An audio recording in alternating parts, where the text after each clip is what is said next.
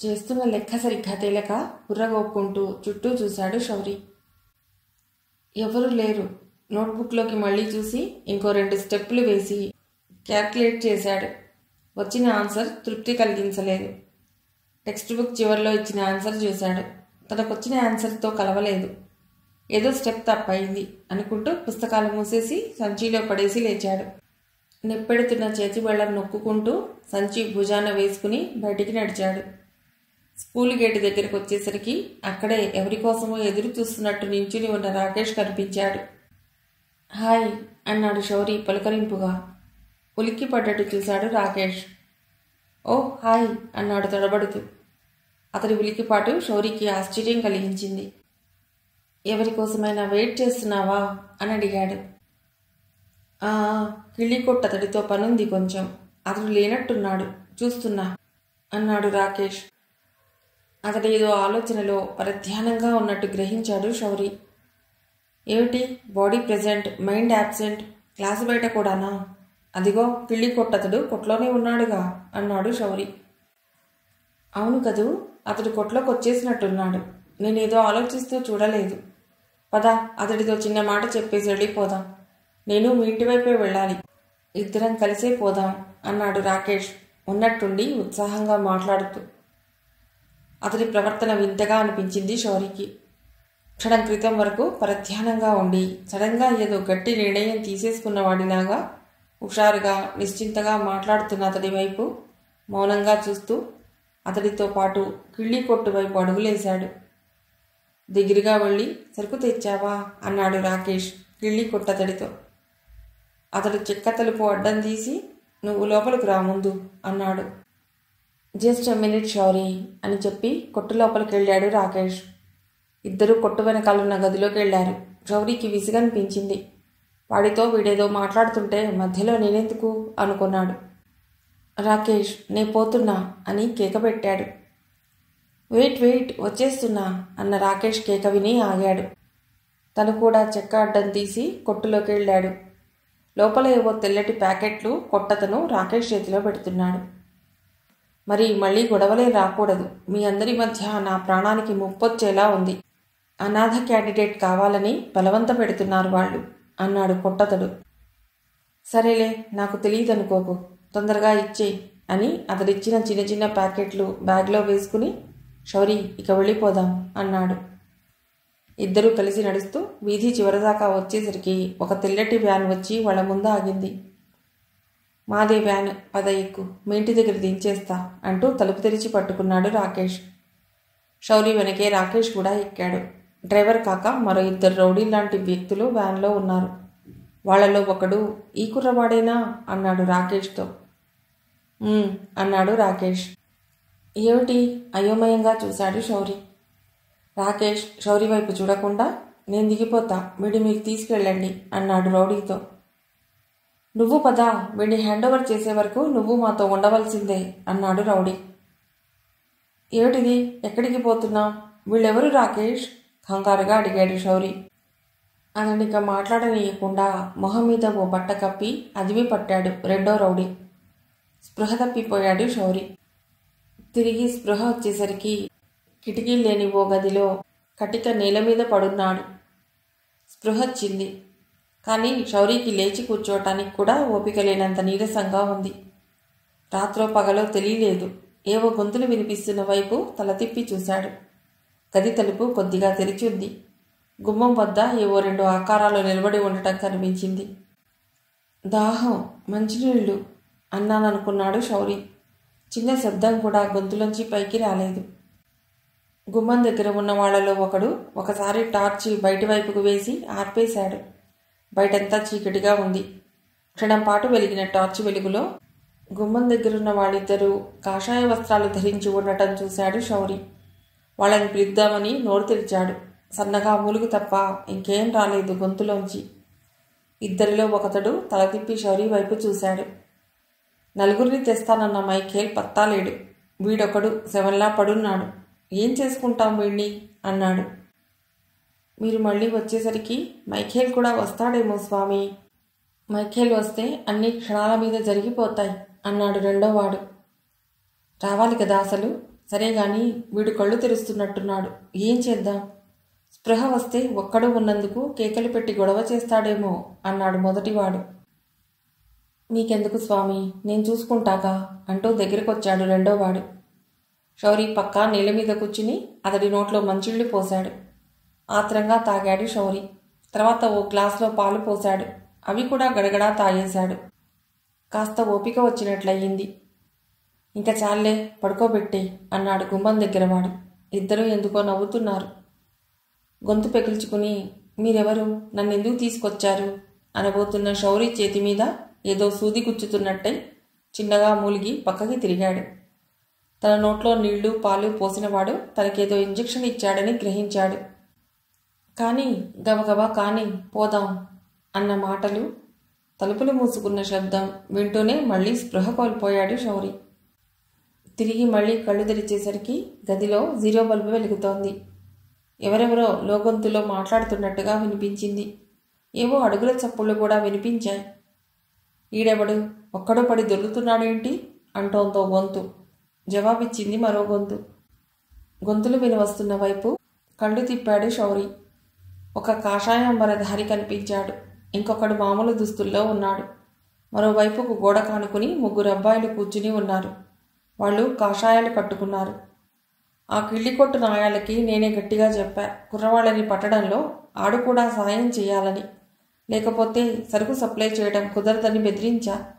చచ్చి చెడి ఒక్కడిని సంపాదించాడన్నమాట అన్నాడు మామూలు బట్టలవాడు కాషాయ వస్త్రాల వాడితో.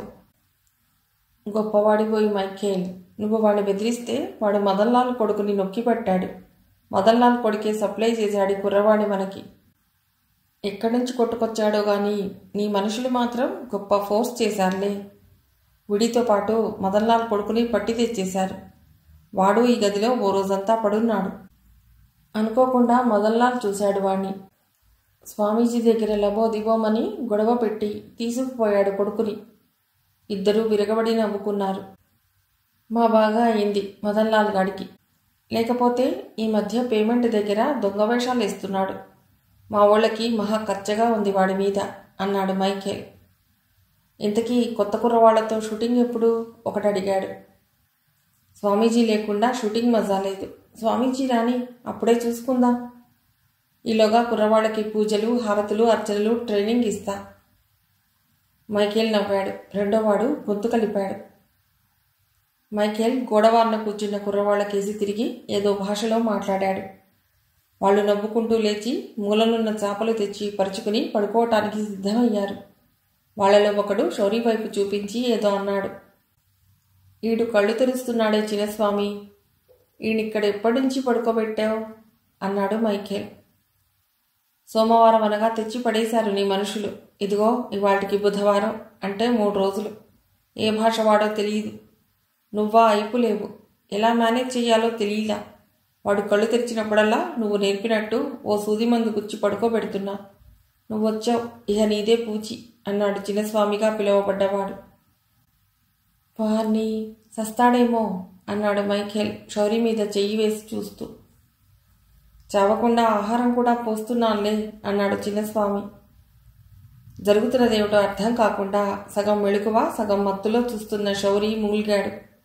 చిన్నస్వామి గ్లాసుతో మంచిళ్ళు తెచ్చి నోట్లో పోశాడు. తాగి నిస్త్రాణగా తలపక్కకి వాల్చాడు శౌరి. సర్లే, ఇంకో పోటు పొడిచే, రేపొద్దున చూసుకుందాం వీడి సంగతి అన్నాడు మైఖేల్. కాసేపటికి శౌరి చేతికి మరో సూది గుచ్చుకుంది. మళ్ళీ మైకంలోకి జారిపోయాడు. మళ్ళీ స్పృహ వచ్చేసరికి తను గాల్లో తేలుతున్నట్టుగా అనిపించింది శౌరికి. కళ్ళు తెరిచాడు. అంతకుముందు చూసిన వాళ్ళిద్దరూ తనని తలవైపొకడు కాళ్లవైపొకడు పట్టుకుని ఎత్తుతున్నట్లు గ్రహించాడు. తను పడుకున్న చోటు నుండి ఎత్తి మరో చోట పడుకోబెట్టారు. తన మలమూత్రాలలో పొరలాడుతున్నాడు తానే. బట్టలు ఊడదీసి శుభ్రం చేసి కాషాయ రంగు కుర్తా పైజామా తొడిగారు. ఏంటి చిన్నస్వామి, కుర్రవాడి 4 రోజుల్లో శవం మాదిరిగా తయారు చేశావే. ఇడిట్టా ఉంటే షూటింగు కాదు కదా, పూజకు కూడా పనికిరాడు కదయ్యా అన్నాడు మైఖేల్. చల్లటి నీళ్లతో ఒళ్ళు కడిగి శుభ్రమైన బట్టలు తొడిగేసరికి కాస్త ఓపిక వచ్చినట్లయింది శౌరికి. వేడివేడి పాలు పట్టాడు మైఖేల్. అవి తాగేసరికి శౌరికి ప్రాణం లేచొచ్చింది. నీరసం నిండిన కళ్ళతో చుట్టూ చూశాడు. ఈసారి గది నిండా పగటి వెలుతురు పరుచుకుని ఉంది. శౌరి అంతకుముందు చూసిన ముగ్గురు కుర్రవాళ్లు శుభ్రంగా తయారై కాషాయ కుర్తా పైజామాలు వేసుకుని కళకళలాడుతున్నారు. చిటికెలు వేస్తూ వాళ్ల భాషలో ఏదో చెప్పాడు మైఖేల్. వాళ్ళు నవ్వుకుంటూ ఒకళ్లపై ఒకళ్ళు తోసుకుంటూ బయటకు వెళ్ళిపోయారు. వీడికి మాత్రం ఈ పూటకి బ్రెడ్ పాలు లాంటిదేదో లైట్గా పెట్టాలి. హరాయించుకుంటాడో కక్కేస్తాడో, బొత్తిగా కళ్ళలోకి ప్రాణాలొచ్చాయి అన్నాడు మైఖేల్ కొంచెం వరీడ్గా శౌరి కేసి చూస్తూ. వణుకుతున్న చేతులతో పక్కనున్న మంచినీళ్ల గ్లాస్ అందుకుని గొంతు తడుపుకున్నాడు శౌరి. 2 గుక్కలు తాగేసరికి చేతులు పట్టుదప్పి గ్లాసు పడిపోయింది. నీరసంగా తల తిప్పి, నన్నెందుకు తీసుకొచ్చారు, మీరెవరసలు అన్నాడు మైఖేల్తో. ఎక్కడో నోతిలోంచి వస్తున్నట్లు పలికిన అతడి మాటలు వినగానే పక్కలో బాంబు పేలినట్లు అదిరిపడ్డాడు మైఖేల్. ఓరి బాబోయ్, ఈడు తెలుగు మాట్లాడుతున్నాడేమిటి? ఈడి కోపికొచ్చి 2 కేకలు పెట్టేసరికి మన వ్యవహారం మొత్తం బట్టబయలైపోదా? తెలుగు వాడెప్పుడు నేను సప్లై చేయలేదు. తెలీదా ఇలాంటోండి కొట్టుకొచ్చారు? కేకలు పెట్టాడు మైఖేల్. వీడు తెలుగువాడని ఇప్పుడేగా నాకు కూడా తెలిసింది. ఇప్పుడే నోరు విప్పాడు కుర్రపుంక అన్నాడు చిన్నస్వామి. నువ్వు వాణ్ణి నోరిప్పనిచ్చావా అసలు? అయినా ఏ అస్సాం వాడినో బంగ్లాదేశ్ కాందీసికున్నో తెచ్చి ఎక్స్పోర్ట్ చేసేలోపు ఇక్కడ అట్టే పెడితే గుట్టు నిలుస్తుంది కానీ ఇదేమిటి? ఈడు తెలుగోడు. బాబోయ్ నాయనోయ్ అని 2 కేకలేస్తే చాలు, బాబాస్వామి వ్యవహారాలు వ్యాపారాలు అన్నీ గంగలో కలిసిపోతాయి. అందరం వీధిన పడతాం. నీకు నాకు నోట్లో మన్నే. మైఖేల్ హిస్టీరియా వచ్చిన వాడిలా కేకలు పెడుతూనే ఉన్నాడు. సర్లే, వీడసలు ఆశ్రమం వైపుకు తీసుకువెళ్ళనే వద్దు. సరిహద్దు దాటించేదాకా ఇంజక్షన్ల మీదే ఉంచుదాం. అదే పరిష్కారం అన్నట్లు చెప్పాడు చిన్నస్వామి. నాకేం తెలీదు. ఈడి నోరెలా మూయిస్తావో నువ్వే చూసుకో, స్వామి వచ్చే వరకు. ఆయన వస్తే ఆయనే చూసుకుంటాడు వీడేం చేయాలో. అలిగిన వాడిలా గుమ్మం వైపు నడిచాడు మైఖేల్. చిన్నస్వామి కూడా అతని వెనకే బయటికెళ్ళి తలుపేసి తాళం పెట్టాడు. వాళ్ళిద్దరి మాటలు శౌరికి ఏమీ అర్థం కాలేదు. నీరసంగా తలదిప్పి చుట్టూ చూశాడు. గదిలో సగభాగం ఏవేవో పెద్ద పెద్ద అట్టపెట్టెలున్నాయి. ఒక మూల చుట్టిన చాపలున్నాయి. నన్ను వీళ్ళెందుకు తీసుకొచ్చారో, ఎక్స్పోర్ట్ ఏమిటో అంతా అయోమయం. శౌరి ఆలోచిస్తుండగానే నిద్రమైకమేదో కమ్ముకొచ్చింది. నిద్ర మెళకువతో మరో రోజు గడిచిపోయింది. మెళకువ వచ్చినప్పుడు తన మెదడు స్పష్టంగా ఆలోచించగలుగుతోందని గ్రహించాడు. బహుశా మళ్ళీ మత్తు ఇంజెక్షన్ ఇవ్వలేదేమో అనుకున్నాడు. స్పృహలో ఉన్నవాడు అంతకుముందు మైఖేల్ చిన్నస్వామి అనేవాళ్ళు మాట్లాడుకున్న మాటల్లో అంతరార్థమేమిటో కనిపెట్టాలని ప్రయత్నించాడు. కానీ ఏమీ అంతుపట్టలేదు. తల్లి, చెల్లి, తండ్రి, స్నేహితులు అందరూ గుర్తుకొచ్చి ఏడుపొచ్చేసింది.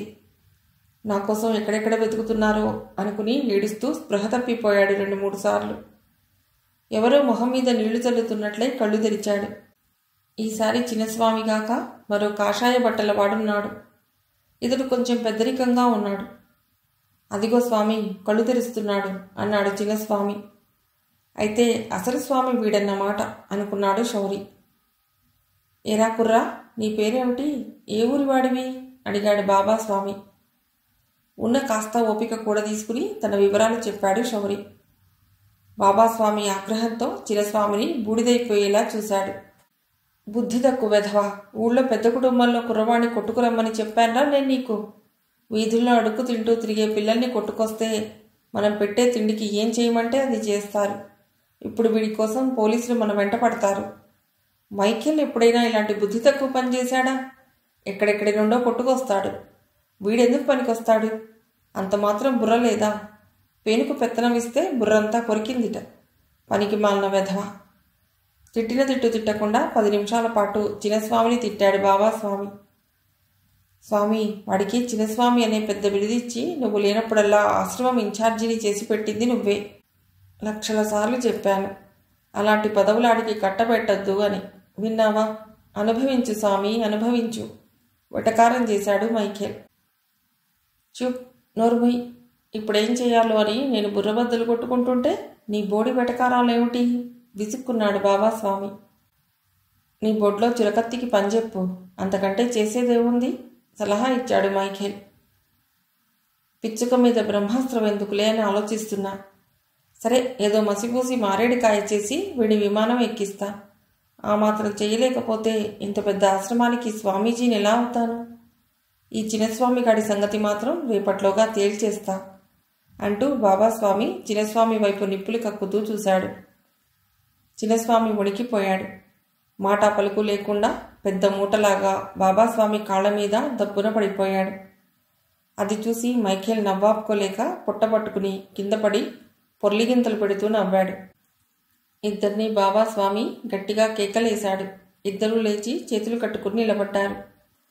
వీడికి వాళ్ళ ఇంజెక్షన్ వద్దు, తిండి వద్దు, మత్తు వదిలి ఆకలి నకనకలాడి ఇంటి మీద దిగులొచ్చి పిచ్చాడైపోవాలి.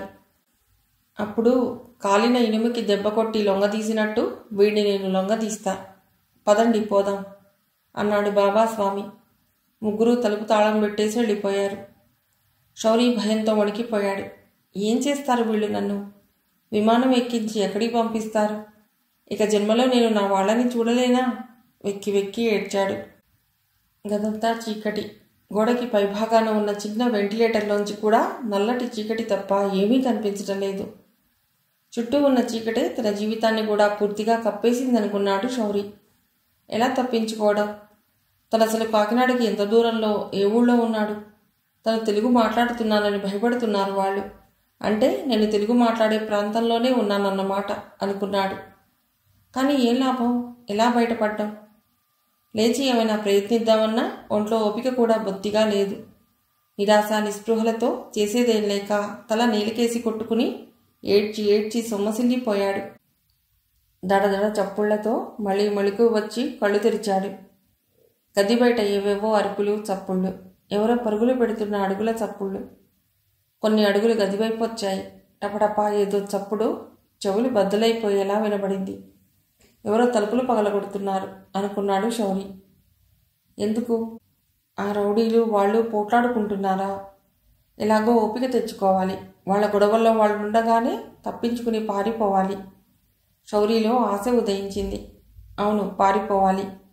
లేని ఓపిక తెచ్చుకునేందుకు సిద్ధమయ్యాడు. తాళం పగిలింది కావోలు కిరుకిరుమని గడియ తీశారు. భళ్ళున తలుపు తెరుచుకుంది. పెద్ద టార్చి లైట్ వెలుగు మొహం మీద పడి అసంకల్పితంగా చేతులు కళ్ళకడ్డం పెట్టుకున్నాడు శౌరి. సార్, ఇక్కడెవరో కుర్రవాడున్నాడు. తలుపు తెరుచుకుని లోపలికి వస్తున్న వాళ్ళెవరో గట్టిగా అరిచారు. నెమ్మదిగా కళ్ళ మీద చేతులు తీశాడు శౌరి. టార్చ్ వెలుగు తప్పించుకోవటానికి తల పక్కకి జరుపుతూ కళ్ళు చిట్లించి చూశాడు. గుమ్మం దగ్గర ఇద్దరు పోలీసులు నిలబడి ఉండటం కనిపించింది అస్పష్టంగా. ఏడి, తప్పుకోండి చూస్తాను. ఇద్దరు పోలీసులని చెరో పక్కకు తోస్తూ మరో పోలీసు లోపలికొచ్చాడు. నన్ను మా ఇంటికి తీసుకుపోండి కేక పెట్టి స్పృహ తప్పి పడిపోయాడు శౌరి. శౌరి చెప్తున్నది వింటున్న దేవకి కళ్ళ నుండి ఏకధారగా కన్నీళ్లు కారిపోతున్నాయి. అన్నయ్య గారు, దేవుడిలాగా కాపాడారు. మా పాలిట దేవుడే మీరు. మీరు వెళ్ళకపోతే ఆ రౌడీలు పిల్లవాడిని ఇంకెన్ని హింసలు పెట్టేవారో అంది కంపిస్తున్న కంఠంతో. వాసు మౌనంగా శౌరి భుజాల చుట్టూ చేతులు వేసి గుండెకు హత్తుకున్నాడు. భావన నిర్మోహమాటంగా వెక్కి వెక్కి ఏడుస్తూ శౌరి కాళ్ళ దగ్గర కూర్చుని అతడి ఒళ్ళో తలదాచుకుంది. అలివేలికి కూడా కన్నీళ్ళు ఆగలేదు.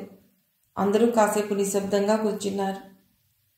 ఇంతకు శౌరి ఎక్కడున్నాడో ఎలా కనిపెట్టారు? శంకరం అడిగాడు. ఎలిమెంటరీ మై డియర్ వాట్సన్ అన్నాడు పంతులు నవ్వుతూ.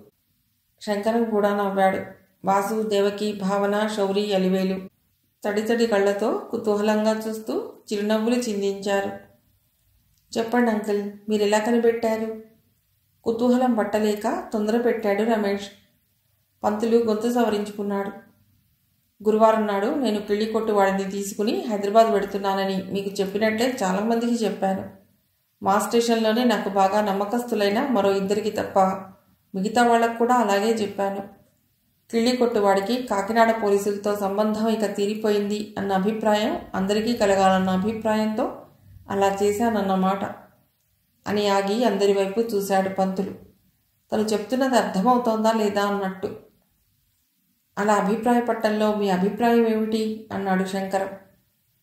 రెండోసారి ఉద్దేశం అనే మాట వాడితే సరిపోతుంది. మళ్ళీ అభిప్రాయం ఉన్న మాటే వాడనక్కర్లేదు అంది దేవకి. సరే, వాళ్ళంతా అలా అభిప్రాయపడాలన్న అభిప్రాయం మీరు పట్టంలో మీ ఉద్దేశం ఏమిటి అని రీఫ్రేమ్ చేశాడు తన ప్రశ్నని శంకరం. పిల్లలు తిరిగొచ్చారన్న సంబరంలో ఉన్న పెద్దలందరికీ ఈ మాత్రం చాలు గట్టిగా హాయిగా నవ్వటానికి. నవ్వేశారు. అబ్బా, అంకుల్ని చెప్పనివ్వండి ఊరికే మధ్యలో ప్రశ్నలెందుకు? అసహనంగా అరిచింది భావన. ఆ పిల్ల చిరాకు మొహం చూస్తే మళ్ళీ అందరికీ నవ్వొచ్చింది. నవ్వు లాగాక పంతులు మళ్ళీ మొదలెట్టాడు. చెప్తా వినండి.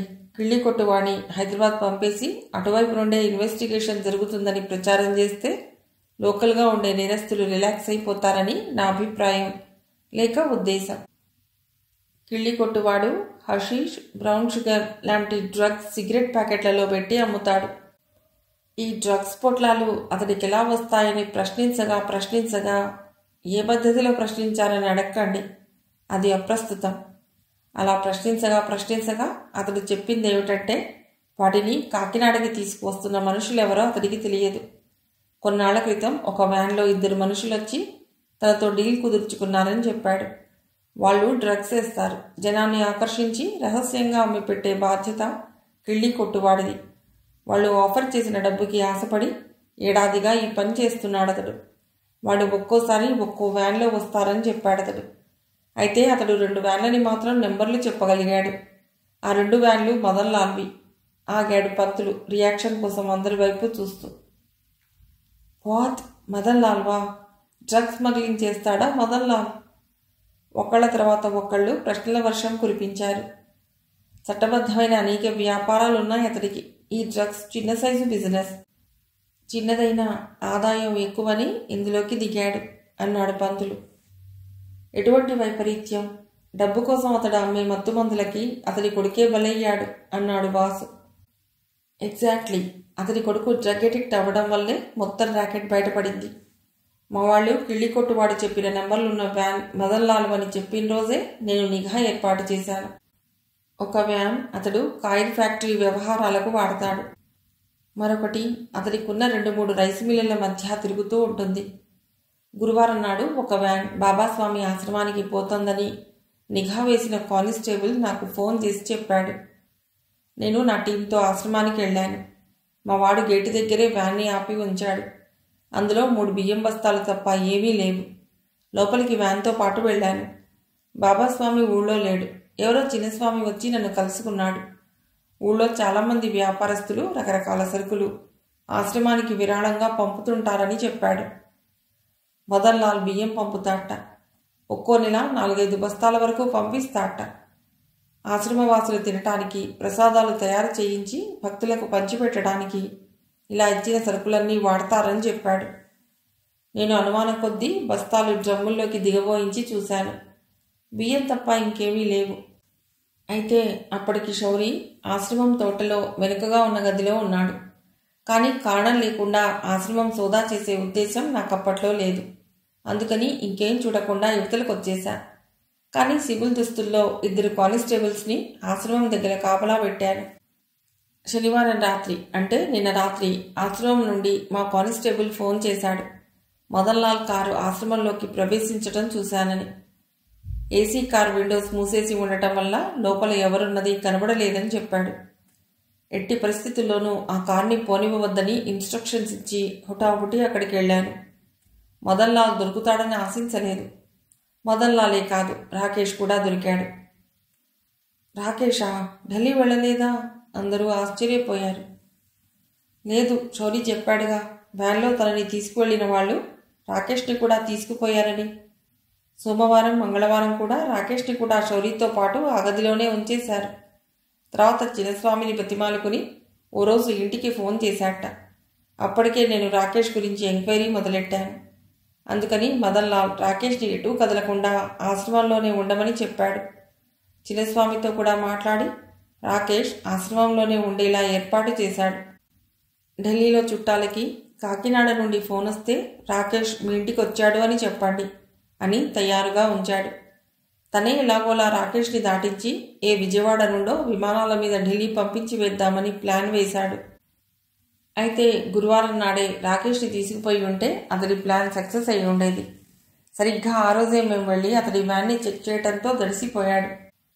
ఆ రోజు మొత్తం ఆశ్రమం ప్రెమిసెస్ చెక్ చేయటం వల్ల అతడి గుట్టు ఇంకో 2 రోజుల పాటు బయటపడకుండా ఆగింది.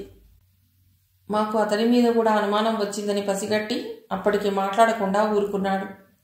కానీ నేను కిళ్ళి కొట్టువాడిని హైదరాబాద్ పంపించేస్తున్నామని అక్కడి నుండి ఏదో స్పెషల్ స్క్వాడ్ వాళ్లే ఈ కేసు ఇన్వెస్టిగేషన్ చేపడతారని చేసిన ప్రచారం అతడికి బాగా నమ్మకం కలిగించింది. ఇక ఈ కాకినాడ లోకల్ పోలీసులు తమ వెంట పడరని, ఈ ఎంక్వైరీలు ఇన్వెస్టిగేషన్లు ఉండవని పూర్తిగా నమ్మేశాడు. నిన్న రాత్రి బాబాస్వామి కూడా ఆశ్రమానికి తిరిగి వచ్చాడు. సరే, బాబాస్వామితో వ్యాపార వ్యవహారాలు మాట్లాడుకోవచ్చు, కొడుకుని ఇంటికి తీసుకువెళ్ళవచ్చు అన్న ఉద్దేశంతో ధైర్యంగా ఆశ్రమానికి వచ్చాడు. పాపం వచ్చినవాడు వచ్చినట్లే మా వల్ల చిక్కుకున్నాడు. మొత్తం దొంగలందరూ దొరికారు. అది కథ ముగించేశాడు పంతులు. అతనింకా ఏదో చెప్తాడని ఎదురు చూశారు శ్రోతలు. అతడేమీ మాట్లాడకపోవటంతో వాళ్లలో ఉత్కంఠ భరించలేనంతగా పెరిగిపోయింది. ఏది కథ? అసలు కథేది? మదన్లాల్కి బాబాస్వామికి ఏమిటసలు సంబంధం? కథ పూర్తిగా చెప్పండి, మాకేం అర్థం కాలేదు. శ్రోతలందరూ సస్పెన్స్ తీరక గిజగిజలాడిపోయారు. భలే వారే, అంతా విని ఎలా అడుగుతారేమిటి? అసలు బాబాస్వామి కథకు మూల స్తంభం. దేశ విదేశాల్లో పర్యటిస్తూ ఉంటాడు కదా, అక్కడ ఏవో మిడిమిడి జ్ఞానబోధలు చేసి అసలు వ్యాపారం చేసుకుంటాడు. అదే మాదక ద్రవ్యాల వ్యాపారం. ఆ టూర్లలో మాదక ద్రవ్యాలు సేకరిస్తాడు. అవి పట్టుకొచ్చి ఉభయ గోదావరి జిల్లాల్లోనే కాకుండా ఆంధ్రప్రదేశ్లోని ఇంకా చాలా ప్రాంతాల్లో రకరకాల మార్గాల ద్వారా నార్కోటిక్ డ్రగ్ అమ్మిస్తున్న మహానుభావుడు బాబాస్వామి. మదన్లాల్ తన మనుష్యులు, వాహనాలను ఉపయోగించి బాబాస్వామి డ్రగ్స్ వ్యాపారంలో భాగం పంచుకుంటున్నాడు. అంచేత మదన్లాల్నే కాక బాబాస్వామిని, ఆశ్రమ సిబ్బందిని అందరినీ నిన్న రాత్రి అరెస్ట్ చేశాం. అయితే అంతా గప్చిప్గా ఉంచగలిగాను. ఇప్పటి వరకు వార్తాహరులెవ్వరికీ దొరకకుండా ఇలా వచ్చేశాను. ఇంతకీ అంతా విన్నారుగా, అర్థమైందా రాముడికి సీత ఏమవుతుందో? సోఫాలో విశ్రాంతిగా వెనక్కి వాలాడు పంతులు. లేదు, అర్థం కాలేదు. రాముడు సీతల సంబంధం తెలుసు కానీ బాబాస్వామి, మదన్లాల్ల డ్రగ్స్ వ్యాపారానికి, మన శౌరి కిడ్నాప్కి సంబంధం ఏమిటో తెలియలేదు. చెప్పండి, ఏమిటా సంబంధం? ఇలా కుర్రవాళ్ళని ఎత్తుకెళ్ళి ఎక్కడికి ఎక్స్పోర్ట్ చేస్తాడు బాబాస్వామి? మరి అసలు సంగతి చెప్పండి అని విలవిల్లాడిపోయారు శ్రోతలు. ఓహో, ఆ సంగతి నేను ఇంకా చెప్పలేదు కదూ. కొంతకాలం క్రితం కొన్ని పత్రికల్లో ఒక వార్త వచ్చింది. మీరు చదివే ఉంటారు, కానీ మీకు గుర్తుందో లేదో. అదేమిటంటే, స్విట్జర్లాండ్ నుండి ఒక దంపతులు ప్రతి ఏడు బొంబాయి వస్తారని, వచ్చి ఒక 5 స్టార్ హోటల్లో బస చేస్తారు. కొన్నాళ్ళు ఉంటారు. ఉన్నన్ని రోజులు చుట్టుపక్కల స్లమ్ ఏరియాల్లోంచి పేద ఆడపిల్లల్ని తీసుకొచ్చి వాళ్ళకి మంచి బట్టలు, ఇతర కానుకలు ఇచ్చి మంచి భోజనం పెట్టించి తమతోనే రూమ్లో ఉంచుకుంటారు. వాళ్ళ తల్లిదండ్రులకు డబ్బు కూడా ఇస్తుంటారు. ఆ హోటల్ సిబ్బంది పేద పిల్లల పట్ల ఈ దంపతులు చూపిస్తున్న ప్రేమని చూసి వాళ్ళనెంతో అభిమానించేవారట. అయితే పోలీసులు మాత్రం అనుమానించి ఇన్వెస్టిగేషన్ చేశారు. ఈ జంట ఎప్పుడూ ఆడపిల్లల్ని చేరదీసి వాళ్ళ గదిలో ఉంచుకోవటం పోలీసుల అనుమానానికి కారణమైంది. ఓ రోజు సడన్గా రైడ్ చేశారు. వాళ్ళకి అక్కడ కనిపించింది ఏమిటంటే, ఆ ఆడపిల్లల్ని నగ్నంగా అసభ్యకరమైన పోజుల్లో ఫోటోలు తీస్తున్నారు ఆ భార్యాభర్తలు. అలా తీసిన ఫోటోలు పాశ్చాత్య దేశాల్లో విక్రయిస్తుంటారట వాళ్ళు. మన స్వదేశీ బాబాస్వామి అదే పంథాలో ప్రయాణిస్తూ మరో మెట్టు పైనే ఉన్నాడు. నాన్న వాళ్ళు లేక రోడ్డు మీద తిరిగే అనాథ కుర్రవాళ్ళని తీసుకొస్తారు. వాళ్ళు కఠినమైన జీవితానికే కాక రకరకాల సెక్షువల్ పర్వర్షన్స్కి అలవాటు పడి ఉన్నవాళ్లే అవుతారు సాధారణంగా. వాళ్ళకి తిండి పెట్టి డ్రగ్స్ అలవాటు చేసి వాళ్ళ చేత రకరకాల చేష్టలు చేయించి అవి వీడియో తీసి ఎక్స్పోర్ట్ చేస్తారు. అదీగాక హోమోసెక్షువాలిటీ అధికంగా ఉన్న దేశాల్లో ఈ కుర్రవాళ్ళని వ్యభిచారులుగా అమ్మి వ్యాపారం చేస్తారు. డ్రగ్ ఎడిక్ట్స్ చాలామంది చిన్న వయసులో ఉన్న మగపిల్లల్ని లైంగిక అవసరాలకి వాడుకుంటున్నారన్న సంగతి అందరికీ తెలిసిందే. ఈ ఆశ్రమం ముసుగులో బాబాస్వామి చేసే వ్యవహారం ఇదే. ఇంకా రాకేష్ శౌర్యని కిడ్నాపర్స్కి ఎందుకు అప్పగించాడన్న పాయింట్కి వద్దాం. పిల్లి కొట్టువాడికి రాకేష్ మదన్లాల్ కొడుకున్న సంగతి తెలుసు. కానీ తనకు డ్రగ్స్ సప్లై చేస్తున్న మనుషులు, వాహనాలు మదన్లాల్ తాలూకా అని తెలియదు. డబ్బున్న వాళ్ళ అబ్బాయికి ఈ మత్తలవాటు చేస్తే ఎంత కావాలంటే అంత పారేసి కొంటుంటాడు కదా అన్న ఆశలు రాకేష్ ఇందులోకి దింపాడు. బాబాస్వామికి మైకేల్ అనేవాడు కుర్రవాళ్ళని సప్లై చేస్తుంటాడు. వాడు మదన్లాల్ మనుషుల్ని కూడా వేధిస్తున్నాడు, మగపిల్లల్ని సంపాదించి పెట్టమని. ఆ మనుషులేమో కిళ్ళికొట్టు వాడి మీద ప్రెషర్ పెడుతున్నారు. కనీసం 6 నెలలకు ఒక్కడినైనా కుర్రవాడిని తీసుకురాకపోతే డ్రగ్ సప్లై బంద్ చేసేస్తామని. వాడికి ఈ డ్రగ్ వ్యాపారం వదులుకోవాలని లేదు. ఏం చేయాలో తెలియక చాలా కాలం నుండి రాకేష్ని బెదిరిస్తున్నాడు. ఒక్కడినైనా టీనేజ్ కుర్రవాడిని తెచ్చిచ్చి తనకు అప్పగించకపోతే ఇక డ్రగ్స్ తెచ్చివ్వనని. అయితే రాకేష్ మన శౌరిని అపహరించేయడం కేవలం కాకతాళీయంగా జరిగింది. రాకేష్ ఇంట్లో బీహార్ నుండి ఒక పని కుర్రవాడిని తెచ్చుకున్నారు. వాడికి వాడి ప్రాంతంలో మాట్లాడే యాస హిందీ తప్ప ఇంకో భాష రాదు. వాడిని తెచ్చి కిళ్ళికొట్టు వాడికి అప్పగించి చేతులు దులుపుకుందాం అనుకున్నాడు రాకేష్. అయితే ఆ బీహార్ వాడికి ఇక్కడి వాతావరణం, ఇంటి పని నచ్చక ఎవరికీ చెప్పకుండా పారిపోయాడు. సోమవారం శౌరి స్కూల్ నుండి బయటకు వచ్చినప్పుడు జరిగిందేమిటంటే, అంతకుముందే కిళ్ళికొట్టువాడు, నువ్వు కుర్రవాడిని తీసుకురాలేదు కాబట్టి నీకు బ్రౌన్ షుగర్ ప్యాకెట్ ఇచ్చేది లేదు అని తెగేసి చెప్పేశాడు. మత్తుమందు కోసం అల్లాడిపోతున్న రాకేష్ ఏం చేద్దామని ఆలోచిస్తుంటే శౌరి అతడి కళ్ళబడ్డాడు.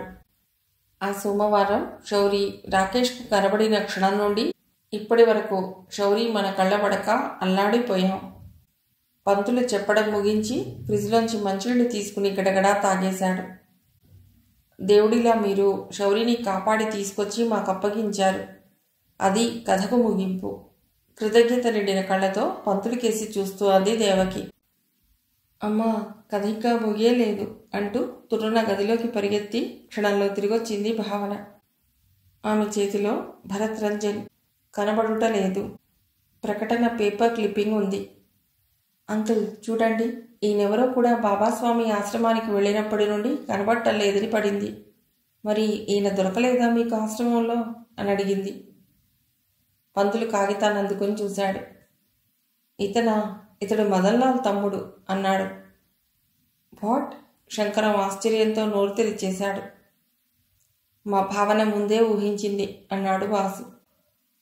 తర్వాత రామరాజు గారు కూడా కన్ఫర్మ్డ్గా చెప్పారు, ఇతడు మదన్లాల్ తమ్ముడని. అయితే మనం శౌరి గురించి వరిలో ఉన్నాం.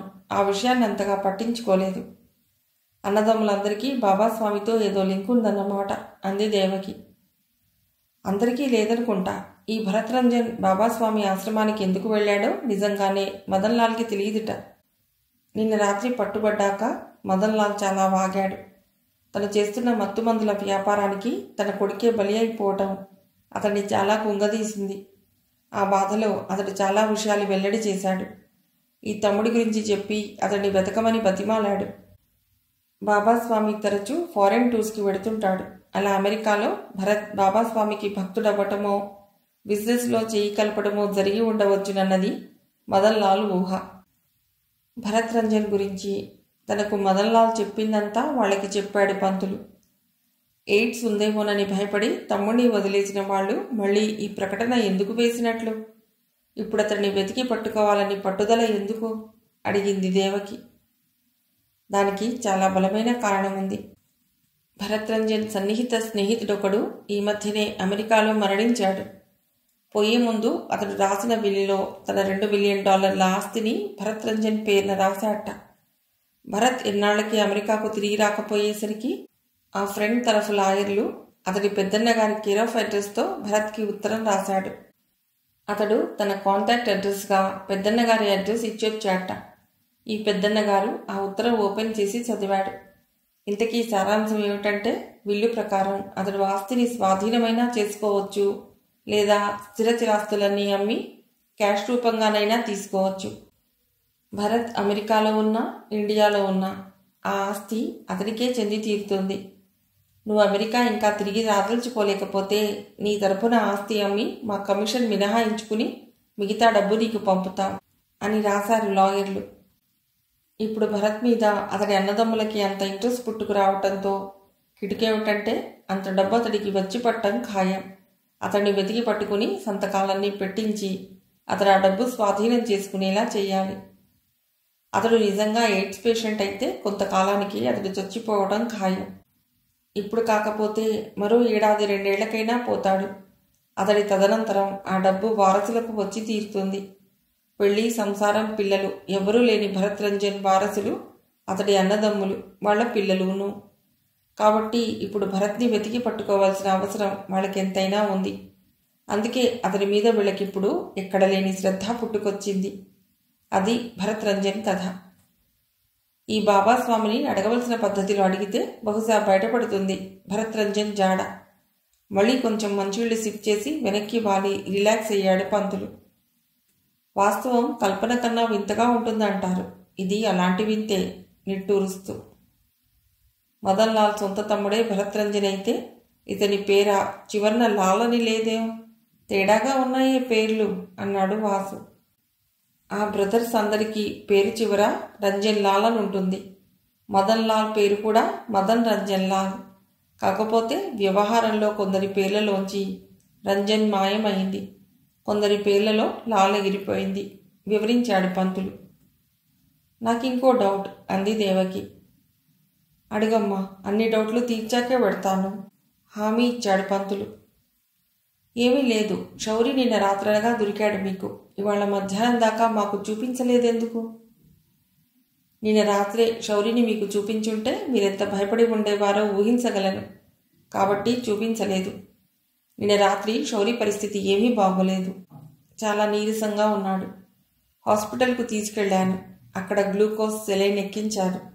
పాలు పట్టి తెల్లవారాక లైట్గా తినిపించి నెమ్మదిగా మనిషిని చేశాను. అతడి ఒంటి మీదున్న కాషాయ బట్టలు చూస్తే నాకే కడుపు దేవేసింది. మా వాళ్ళని పంపి రెడీమేడ్ షాప్ తెరిపించి మామూలు బట్టలు తెప్పించి వేసి మనిషిని ఒక్క షేప్కి తీసుకొచ్చి అప్పుడు మీకు చూపించాలనుకున్నాను. ఇలా ఉన్నవాడిని అలా తీసుకొచ్చి ఉంటే మీకందరికీ హార్ట్అటాక్లు వచ్చి ఉండేవి. శౌరి దొరికాడని మీకు ఫోన్ చేసి ఉండవచ్చు. కానీ అప్పుడు అతడిని నేను ఇంటికి తీసుకొచ్చేదాకా, అతడిని చూసేదాకా వెయిటింగ్ మీకు దుర్భరంగా ఉండేది. ఇప్పుడైతే ఈ సర్ప్రైజ్ చాలా ప్లెజెంట్గా ఉంది కదూ? చిరునవ్వులు చిందించాడు పంతులు. కృతజ్ఞతతో మూగదైపోయింది Devaki. Cap with human emotion, rare species, ఆశ్చర్యం నటించాడు మనస్వి. అందరూ నవ్వుతూ మళ్ళీ అభినందిస్తుంటే మళ్ళీ మొహమాట పడిపోయాడు పంతులు. మీరింకా భరత్ రంజన్ మిస్టరీ ఛేదించాల్సి ఉంది అంకుల్. అతన్ని వెతికి పట్టుకున్నాక మీకు కంగ్రాట్స్ చెప్తాను అంది భావన. కరెక్ట్గా చెప్పావు. పెద్దవాళ్ల స్వార్థం చూడు. వాళ్ళ పిల్లలు వాళ్ళకి చేరగానే మిగతా వాళ్ళ సంగతి మర్చిపోయారు. మీ అన్నయ్య దొరికినా కూడా నీ హృదయం భరత్ కోసం స్పందిస్తోంది. నువ్వు మంచి మనసున్న అమ్మాయివి. Good girl. ఆ మిస్టరీ తొందరగానే విడిపోతుందనుకుంటున్నా. ఆ రహస్యం బాబాస్వామి గుప్పిట్లో ఉంది. బాబాస్వామి మా గుప్పిట్లో ఉన్నాడు. బాబాస్వామి గుప్పిట ధరిస్తే చాలు, ఆ కేసు కూడా సాల్వ్ అయిపోతుంది. అతడి గుప్పిట తెరిపించే రహస్యం మా పోలీసులకు కాక మరెవరికి తెలుస్తుంది అన్నాడు పంతులు. నా గుప్పిట్లో ఇంకో కేసుంది అంకుల్ అంది నెమ్మదిగా భావన పంతులు పక్కన చేరి. ఏది చూపించు కుతూహలంగా అడిగాడు. కమలిని కనబడుటలేదు. ప్రకటన కాగితం. భావన గుప్పిట తెరిచి చూపించింది. ఈ ఆంటీ మా అమ్మ చిన్నప్పటి ఫ్రెండ్. మరి ఈవిడేమైందో కూడా మీరు డిటెక్ట్ చేస్తారా అడిగింది బతిమాలుతున్నట్టు. ఇదేదో రాజమండ్రి నుండి వచ్చిన ప్రకటనలా ఉంది. నాకు ఈ కేసు వివరాలు తెలిస్తే తప్పకుండా నీకు చెప్తాలే హామీ ఇచ్చాడు పంతులు. భావన మొహం సంతోషంతో వెలిగిపోయింది. శౌరి వైపు కొంటగా చూస్తూ, ఇంతకీ అన్నయ్య మాటి మాటికి స్పృహ తప్పి పడిపోవటం తప్ప కిడ్నాపర్స్ నుంచి తప్పించుకోవటానికి నువ్వేమీ సాహసం చేయనే లేదు. షేమ్ షేమ్ ఆట పట్టించింది భావన. క్రిమినల్స్ నుంచి తప్పించుకోవటం అంత తేలికేమీ కాదులే భావన. ఎత్తుకు పై ఎత్తు, వంటి చేత్తో ఫైటింగ్ చేసి తప్పించుకోవటం సినిమాల్లోనే జరుగుతుంది, జీవితంలో కాదు. అనవసరమైన సాహసాలు చేస్తే ప్రాణాలు కూడా దక్కవు. అసలు ఇంతకీ ఈ కేసులో బాబాస్వామి ముఠా తప్ప మిగిలిన వాళ్ళెవ్వరూ క్రిమినల్స్ కారు. అంటే తరుడుగట్టిన నేరస్తులు కారు. బొంబాయి లాంటి నగరాల్లో లాగా ఇంకా ఇక్కడ మాఫియా పాతుకుపోలేదు. అందువల్లనే ఇది ఇంత తొందరగా పరిష్కరించడం సాధ్యమైంది. పంతులు మాటలు ఇంకా పూర్తి కాకముందే డోర్ బెల్ ఆగకుండా గడగడా మోగింది. పంతులు వద్దన్నా వినకుండా పరిగెత్తికెళ్లి తలుపు తీసింది భావన. వీడియో కెమెరాలు, మైకులు, ఆర్భాటంతో విలేకరులు 10 మంది బిలబిలమంటూ లోపలికొచ్చేశారు. కథ సమాప్తం.